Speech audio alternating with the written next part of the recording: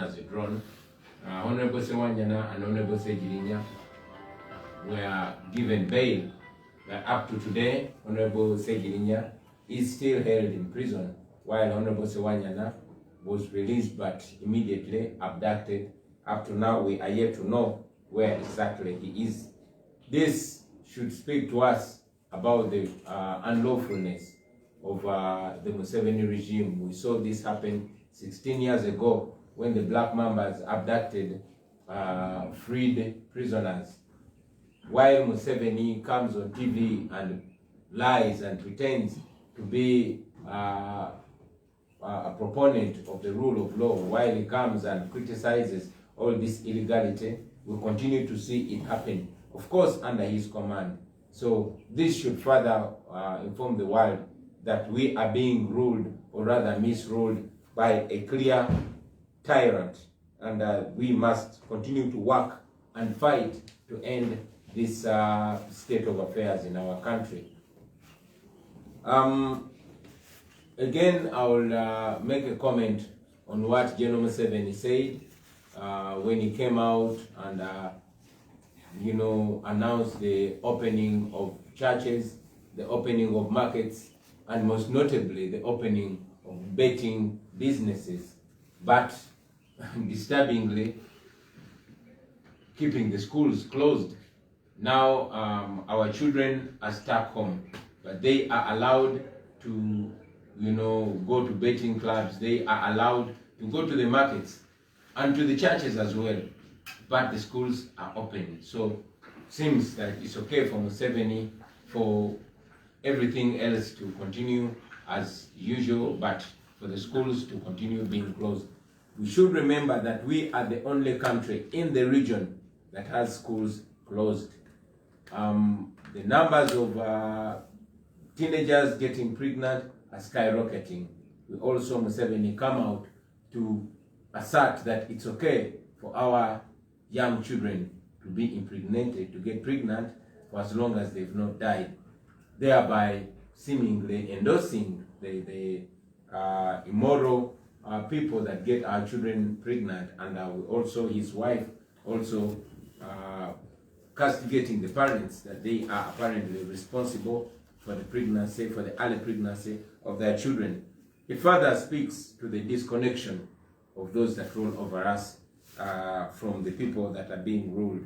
It is sad, but again, it reminds us how much and how urgent the fight to free ourselves is. Otherwise, every day, like I said, every month, every week, and every year that Museveni rules over us, we go back 5 steps behind. And it should speak to us. My message again to the comrades in the diaspora: stay united, stay focused. We are relying a great deal on you because you are living in countries that are under the rule of law. Therefore, you can exercise your right to protest, to demonstrate, but most importantly, to advocate for disconnection and to push for the stoppage of continued support of international or the international community and development partners, the support they give to the Ugandan tyrant who is squeezing every last breath out of our democracy. Thank you. Katika mbyogere ndoza mu Luganda jabe baza baganda bafe banamawulire okubeera naffe olwaliro. Ensonga ntono ze mbadde njagala okwogerako ng'esooka ey'okutegeeza eggwanga nti mwendi mu ggwanga saasobodde kugenda Amerika kwegatta ku mikolo egyategekeddwa baganda baffe aba NUP, aba People Power n'abalwanyizi b'enkyukakyuka okwetoloola ensi yonna. Nasimbula wano ku Lwokubiri nga ngenda Amerika, naye bwe natuuka mu ggwanga lya Qatar mu kibuga Doha, bwe nategeerera nti waliwo enkola mu Amerika ng'abantu ababaddeko e South Africa nga tebannaweza nnaku 14 nga bavuddeyo baali basobola kuyingira Amerika olw'ekizibu ky'obulwadde bwa COVID-19. So olw'okutunulira South African variant gye batinnye mu Amerika, nasazeewo okukyusa olugendo lwange neme kweyongerayo Amerika mpozi ng'ennaku ezo 14 ziweddeko. Ekyo nno kyatukoze bubi, naye ate manyi nti nja kusobola okubeera ne bannange okwetaba ku mikolo egyo nga mpita ku mutimbagano nga mpita mu mikolo ya Zoom era emikolo gyonna gigenda maaso nga bwe gyateekeddwa abakulembeze bannaffe omuli ba deputy presidents bange babiri secretary general n'abakulembeze abalala honorable Zake honorable Kayemba Solo chairman Nyanzi n'abalala bo batuuse dda mu America. So nina obukakafu nti buli kimu kigenda kutambula bulungi ate nange njakola olugendo olwo ngende ate nkwasaganye ebimu ebinetagisa nze kenyini okubeerawo ng'ennaku ezo 14 ziweddeko. Njagadde n'okugatta eddoboozi lyange ku kuvumirira obumenyi bw'amateeka obugenze mu maaso okolebwa Mwai Museveni ne gavumenti ye. Olunaku lw'eggulo ffenna twalabye mu kwewuunya okw'ekitalo nga Honorable Sewanyana awambibwa emotoka ey'ekika kya drone. Honorable Sewanyana ne Honorable Segirinya baatebwa ku kakalu ka kooti gye buvuddeko naye era paka kati Honorable Segirinya akyali mu kkomera newankubadde kooti yamuta ate Honorable Sewanyana yo bamutadde ne bamuwambirawo. Kino nno kikyakabeerawo twakirabako emyaka 16 egiyise nga bawamba abantu kooti yali etadde. Mwai Museveni mwamulaba ng'avaayo ng'agezaako okwefuula avumirira ebikolobero bino ebikolebwa abantu nga tebikolebwa ku biragiro bye naye n'olunaku lwajjo kyayogedde ate okweyoleka nti byayogera si byabategeeza era byabategeeza si byayogera. Kale nno kitulaga nti tuli ku lwaffe era tulina okugenda maaso okulwana ennyo okwetaasa ku Mwai Museveni. Mwamulidde bwe yavuddeyo n'agamba n'ogamba nti bail si ddembe lya muntu eriteekebwa mu constitution kiraga nti constitution agisoma agiwunzise. I will say that again in English that General Museveni came out and actually asserted that bail is not a constitutional right. That makes me and I'm sure every right-thinking Ugandan wonder whether he reads his constitution upside down. Mwai Museveni mu kwogera kwe mwamulabye ng'agulawo amakanisa amasinzizo ng'agulawo zi businesses ne okusingira ddala kyewunyisiza Bannayuganda ng'agulawo ebifo by'oku ebyazaala oba ng'agulawo betting places naye ate era ne kikuba abantu wala ng'amasomero gasigadde maggale. Abaana baffe be bamu abazadde be bakola nabo mu butale abaana be bamu kati abagenzi bafuuka bakireerese bagenda okuzanya zaala naye ekyewunyisa okuzanya zaala okugula ebifo bya zaala naye nga amasomero maggale.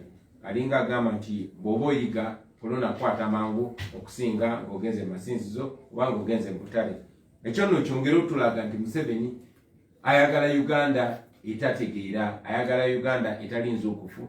Ensonga lwaki bafuba amasomero g'abaana baffe ogakuuma nga maggale abaana baffe baleme kubeera mu masomero.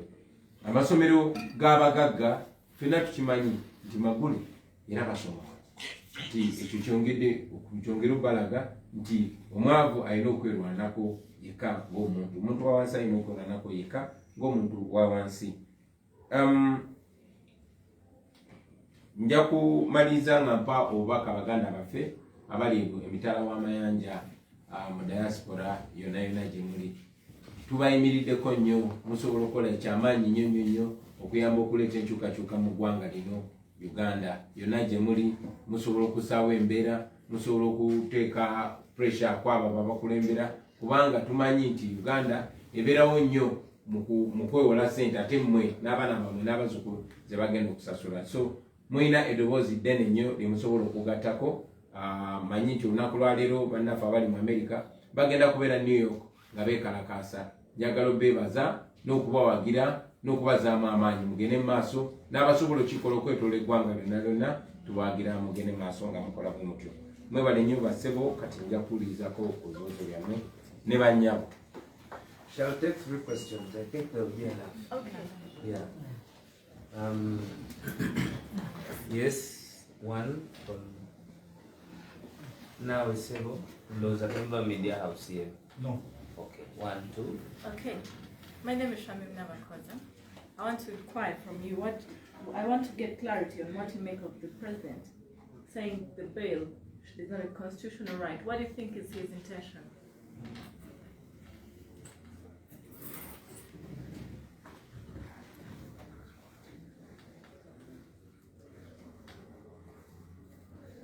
Maybe I'll respond to one by one question to make this a little bit more conversational, if I may. Yes, sir. Yeah, General Museveni came out and said bail is not a constitutional right, even when he knows that according to the Constitution of Uganda of 1995 as amended, provides that bail is a constitutional right. So General Museveni is not somebody that should be listened to. He told us before he attained the age of 75 that at the age of 75, somebody's mental faculties are questionable. He is way beyond that. But also, even before he was 75, General Museveni has never respected the law. He did not come to power through the law. He has not maintained power through the law. So he is the wrongest person to expect legality from. He is illegal, he is illegitimate, so he finds it all right to make any illegal or any legitimate statement. Of course he's wrong, but that is Museveni for you. Does that serve purpose for him? Is it intended to frustrate the public? Of course, Museveni's words are intended to undermine the law, the rule of law. They are intended to diffuse those that pursue the rule of law. He is, in a subtle way, saying the law does not matter. He's saying the law is nothing but the paper on which it's written. That is what Museveni is trying to say. But we are telling him that the law is stronger than him. We continue to tell him that Uganda has seen more ferocious and more law-undermining dictators than him. But they've all gone, like he will eventually go. Yes, my brother. Yes, Honorable Suhail Mugabi from CTV. My first question is about securing the release of Honorable Segini, a member of your party. We understand that he traveled to the US, Honorable Zake traveled to the USA, who's one of his sureties. And that's why his release wasn't secured yesterday. But then besides also securing release, how about securing freedoms? Because we know that although they were granted bail and they were released, still Honorable Sewanyana was arrested. So we just want to hear from you about securing the release of your colleague in the party and also securing their freedoms in regards to the current state of affairs. Thank you very much. Yeah, and I'm glad you drew a line between securing release and securing freedom. The Honorable Zake traveled to the United States, but he left all the necessary documentation signed. As we all remember that these, our comrades, were given bail not just yesterday but a few days ago. But even when they were given bail, they remained under custody. The brutal and illegal rearrest, or rather abduction of the Honorable Alan Sewanyana further speaks that even if Segirinya was released, he would also be abducted, because the Honorable Sewanyana was released and abducted immediately. That shows that even Segirinya would have faced the same fate. So there's one thing releasing and one thing being free. We all are under, we are all in prison until we get rid of somebody that has no respect for our rights and the rule of law whatsoever.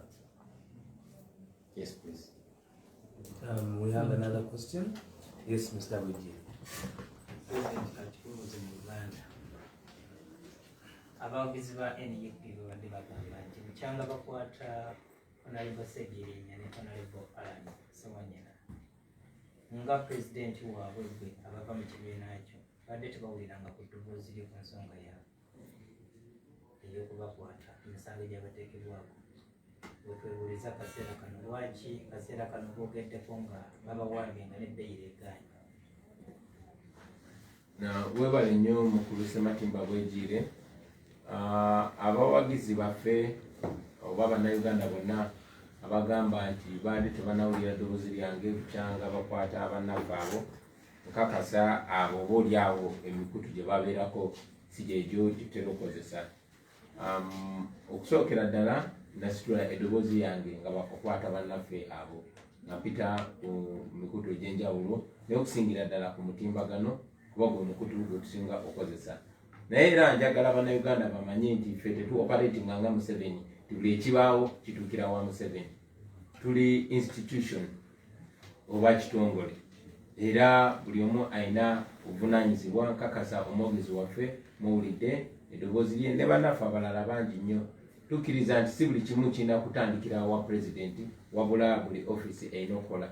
Naye era nsitula eddoboozi lyange ng'ate obumenyi bw'amateeka bususse ng'era bwe kifaanana ku lunaku lwaleero.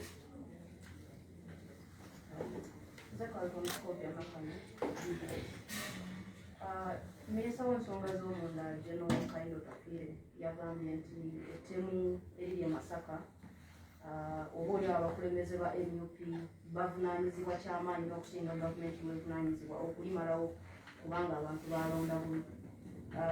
Naye ng'ate alina constitutional duty okuprotectinga buli munnayuganda yamulonda n'atamulonda. Olowooza ebigambo ebyo bitegeeza ki eri eggwanga? Weebale nnyo. Okusooka njagala eggwanga lijjukire emyaka egiyise mwami Kayindo Tafiire yennyini oyo nga baziika Adoniya Tiberondwa e Bushenyi yavaayo n'akyasanguza nti bo nga bakyali mu buyeekera bakuyambalanga uniform eza gavumenti y'Obote ne bagenda ne batta abantu ne batemula abantu nga baagala bakyayise era bavunganganye gavumenti y'Obote. Oyo mwami Kayindo Tafiire era Museveni yavaayo ko gye buvuddeko n'agamba nti embeera bweba emutabuseeko bagenda komyawo obukodi bwa NRA. Kati obumu ku bukodi bwa NRA bwe tumanyi bwe bw'okutta abantu, bwe bw'okutemula abantu bavumaganye abo be baba bavuganya nabo. So kikyewuunyisa omuntu yenna okulowooza nti era be bali mabega w'ettemu eryo. Era mwami Kayindo Tafiire okakasa nti kisobokera ddala okubanga mwami Museveni ne banne abo bwe bali emabega w'ettemu eryo yavuddeyo n'agamba bo bwe baalinga nga be bawangula e Masaka tewaalingayo ttemu, nga balinga abababonereza olw'obutabalonda. Kinajjukirwa nti wabaddengawo ettemu buli kulonda bwe kubaddengawo kubanga ffe tukyali baana bato, nga buli kulonda bwe kubaawo ekitundu ne kironda nga tekironze Museveni oba NRM nga bafuna obuzibu nga babaayo ettemu. Twakiraba mu mambuka ga Uganda, twakiraba e Kasese, katukirabye ne Masaka. Kibanga ekitegeeza nti gavumenti ya Museveni eri mu kubonereza abantu b'e Masaka. Mwami Kayindo Tafiire ebigambo bye bibanga ebigamba nti bali mu kubonereza abantu ba mu Buganda nga babatta olw'obutabalonda. Ekyo nno njagala buli omu agulewo amaaso era afumiitirize era alabe kuba amazima geeyoleka oba oli ne bw'aba tannagasanguza. Ebigambo bya Kayindo Tafiire biragira ddala nti balina akakwate ku ttemu eri abantu baffe wano mu Buganda n'okusingira ddala e Masaka. Abantu b'e Masaka bakole bati? Abantu b'e Masaka beebereremu. Abantu b'e Masaka bagule amaaso balabe. Abantu b'e Masaka bamanye nti abantu abatufuga batemu. Abantu abatufuga tebafaayo ku bulungi bwansi oba kwakwerinda by'abantu naye okulaba nti bafuga abantu mu ngeri bo ebasanyusa. Ekyo nno njagala bakijjukire nti bwe twali mu kampeyini ng'amagye gasiiba geeyanjadde mu Masaka monna, gavumenti ya Museveni esobola okugenda n'ewamba abantu abagivuganya. Drone isobola okuyita mu byalo omwo ne zigenda nga zikwata abantu ababavuganya. Naye bwe bangamba nti tebasobola kuzuula abatemu abaze batemula abantu nga tebabatemuza mmundu wabula nga batemuza majambiya, ekyo n'omwana omuto akiraba nti wabaawo kinene kye bakwese. Katalizo mu Uganda ku nsonga ya olunaku lw'eggulo twalabye Kimbuuze mu Luzungu. Yes. No, but equally we want that response in olunaku English. lw'eggulo. I'm sorry? Equally would like to have that response in English in regards to the questions of Masaka. Yeah, like I've said, it was General Kayindo Tafiire who came out some years ago in Bushenyi on the body of Adoniya Tiberondwa, and he said that when they were still NRA insurgents, they would dress in UPC uniform or in government uniform and go around killing people in order to make them hate and detest the UPC government. And his leader Museveni also recently came out and said when the going gets tough, he and his people are going to return to the NRA tactics. Now, because we know that NRA tactics include killing people and putting it on their political opponents, we would not be wrong to conclude that the NRA regime under General Museveni has a lot to do with the murder of the people in Masaka. And I also want to remind us that every time we've had elections and Museveni is beaten or the NRM is beaten, there has been murders, unresolved murders. It happened in northern Uganda, it happened in Kasese, now it is happening in Buganda, particularly in Masaka. So one would not be wrong to conclude that the NRA regime under General Museveni is punishing the people of Buganda and Masaka, particularly for not voting for them. And indeed, Kaindo Tafire said it, that if Masaka voted for them, it would be a different thing, as if to conclude that they are punishing them for not voting Museveni and NRM. Honorable Segirinya, onakulu tulutwalabye nti no ye alemedde okufuluma kubanga bagamba nti n'omu bamuyimirirwa yafuluma eggwanga n'agenda mu ggwanga lya America.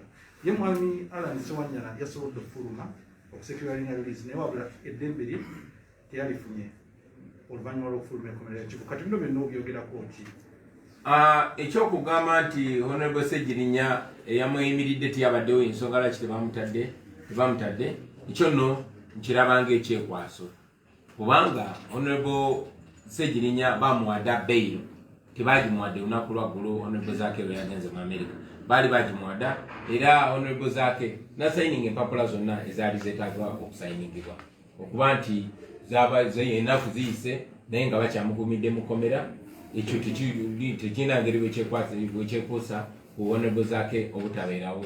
Naye ate okukwatibwa oba okuwambibwa kwa Honorable Sewanyana ng'akateebwa okuva mu kkomera, ekikyongero tulaga nti ne Honorable Segirinya ne bwe bandimutadde era naye bandimukutte. So okumuta okuva mu kkomera kintu kimu, naye ate okufuna eddembe lye nakyo kirala. Thank you very much.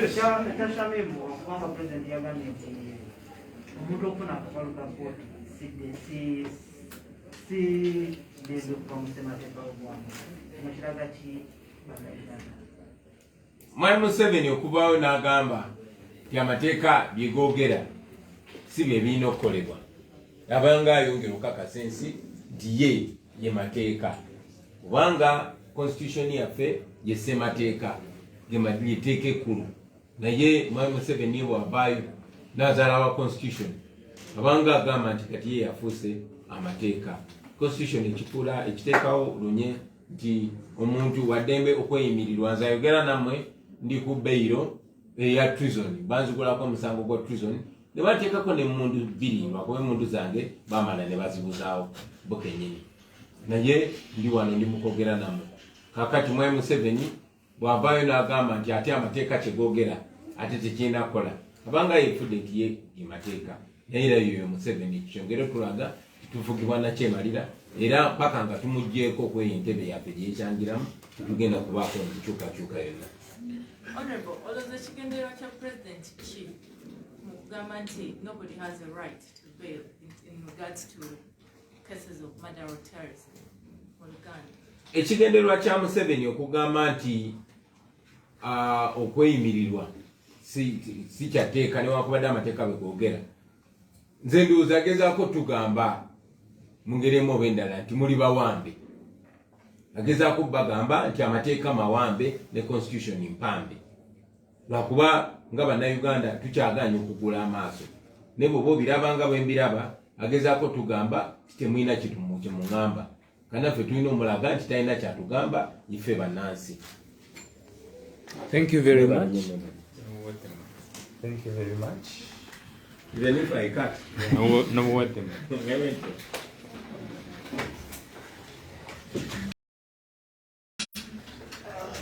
Yes.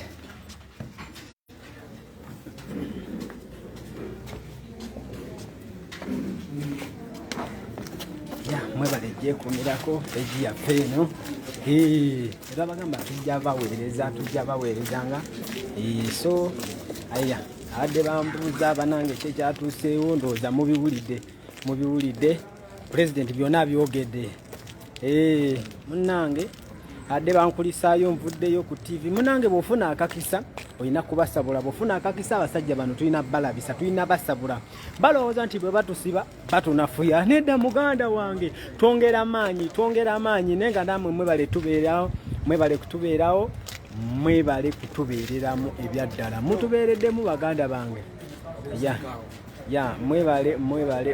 mwebale byonna so adde bambuuza ndowooza buli kimu mukitegedde baganda bange mwina kye mukyambuuza tewali kye mumbuuza baganda bange pulezidenti mwali mubitegedde ennaku 14 kaziyitewo Abamerika agenda basalako saawa yonna ajja okisegeera naye nga ffe twabagamba nti teri kuzikiza bw'ofuna akakisa sabula bwe bakuyita ku interview nno mulekerawo okuwanika ono omusajja simanyi bagenda bawa obutwa bagenda kukola ki bwe bubanga butwa twabunywa dda so Katonda yamanyi saawa zino mukitegeera Katonda yakola ki yamanyi so ffe tetulina kye tutya nze olunaku lwange bwe lutuuka nga nfa nabagamba wano nti sayina sa nsumbuwa nnyo era mwabitegeera neera mwendi kati nze muganda wange twasalawo kulumba nalo nga twesiga Mukama Katonda kitegeera naye nga nebaza bannayuganda nti mwebale bannayuganda okubeerawo mwebale bannayuganda okutubeerera banange mutubeereddewo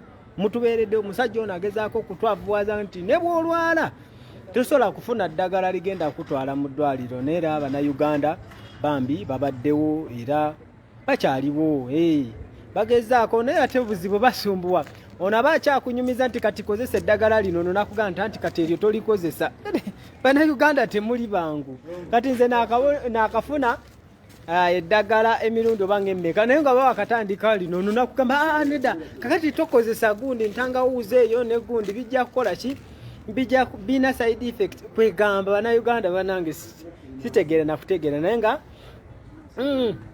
ku ddagala lyegundi lino lyenafunye lyekinansi lyenafunye ndaba kati waliwo enjawulo ntonotono naye kati empewo bwejja awo wewali obuzibu saawa zino empewo nempitamu bwenti musobola okunoonya Bobi Yanga gwe mubadde mulaba wano n'ababula naye nga bambi tugende mu maaso n'okusabira pulezidenti waffe kakati enamba y'essimu nga bulijjo ya WhatsApp biki weeri awo 742661588 ne kaddata tekagaana Mbabazi Christopher bafujeyo kaddata mwana bya Uganda nga bobimanyi nti byakwebereramu naye nga bambi abantu b'omu diaspora mutubeereddewo bambi tubagala nnyo naffe tubakakasa nti tetugenda kuzikiza byonna babikoze naye kati bakyatugamba ki tebalina kye batugamba muganda wange naye nga tugende mu maaso n'okulwanirira eddembe lyaffe banange mwalabye ekyatuuse Alan Sewanyana ng'ava mu prison n'obuuza kweri kale oli n'ava eri n'avevenga n'akugaha muganda wange ffe tetumanyi drone zino zivaawa wangi ne banange mutujooza ebisajjamwe wamanze ndowooza kanteme pulezidenti nga bwagambye kati ndowooza newentema naye nga mbagala nnyo mwebale kumbeereramu bambi musanga mu inbox oli ne bwabanga tayinaamu akugamba Bobi Yanga bulwadde nabulabye yadde mwana siinaamu naye kati mumanyi gezaako ku kigajji gezaako ku kino ng'olaba bambi afaayo kitegeera nze mbagala nnyo bambi mwebale emitima egyo mwebale nabuzeeko waliwo omwami mbayagala babuuzaako wano abakyali bange bonna mbatumidde Bobi Yanga kyakabi nnyo okuba nkwasaganya ensonga ezo mulongo wa Bobi nange wendi okubabuuzaako bakyali bange mwenna abali mu diaspora abaana ba Uganda mwenna abali mabega w'enkyukakyuka muli bakabi nnyo tubaagala nnyo tujja kuba omupola ne pulezidenti waffe nga tumukuuma mu mbeera yonna naye mwekuume covid waali mwambale masiki bwe kityo mwebale nnyo mwebali ddala musajja mumuwulidde abaana abamu kubasalawo naye akugamba bereti ne bwe muziwera ne bwe mukola ki yayina ojjambala okitegeera so abaana baagala nkyukakyuka baganda bange abaana baagala nkyukakyuka ennyonta tulina nyingi naye nga baganda bange tugende mu maaso n'okubanja baganda baffe abali mu makomera ag'enjawulo. Temuzikiza baganda bange oba baleese diversion otudivertinga zera nagobya abamawulire abampita okumbuuza ebintu bitalina makulu. Oli naakuyita naga kati yogera ku nsonga ya gundi eki eyo njogere ku ki nze ojja kumpita era mbanange ate natandise okwagala gundi abampita live ku TV mbagala nnyo kubanga mujja kumpita nga mulowooza nti bemugenda okumbuuza byengenda okwogera wallahi ngenda basabula ngenda kulumba direct ku mulamwa oba okyambuuza bino nkugambe nti tulina ensonga enkulu ez'okwogerako tulina kwogera ku baganda baffe abali makomera ag'enjawulo getumanyi ne getutamanyi ng'oli mukumbuuza simanyi gundi yalidde simanyi gundi yakyuse biki by'oŋŋamba naawe so baganda bange kambasiibule tujja kudda